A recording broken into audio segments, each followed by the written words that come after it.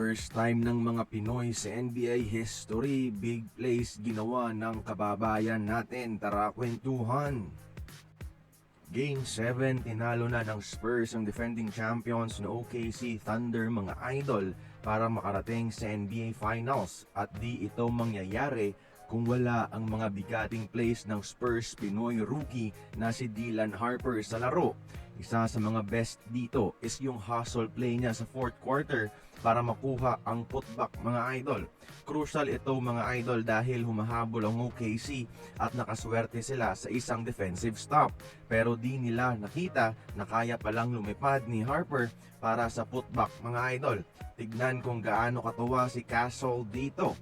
Pero yung biggest play talaga ni Kabayan ay yung big 3 niya sa harap mismo ng reigning NBA MVP na si SGA. Mga idol, sa crunch time ha? Demoralizing ito sa OKC dahil good defense ang nilaro nila, tapos titirahan lang sila ng ganon ng isang rookie na si Dylan mga idol. At isisingit ko lang din ito, after ma-hard foul ni Caruso si Castle, susugod na sana si Castle pero pinigilan ni Dylan mga idol.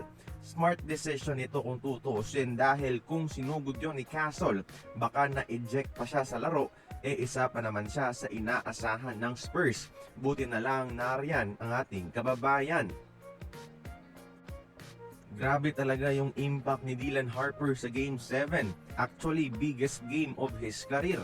Rookie pa lang siya mga idol, pero ganito na yung pinapakita niya sa mga big time games. Para lang veterano, future superstar talaga.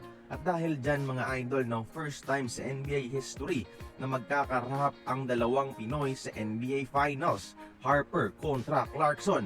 So ibig sabihin, may magcha-champion na Pinoy sa NBA ngayong taon.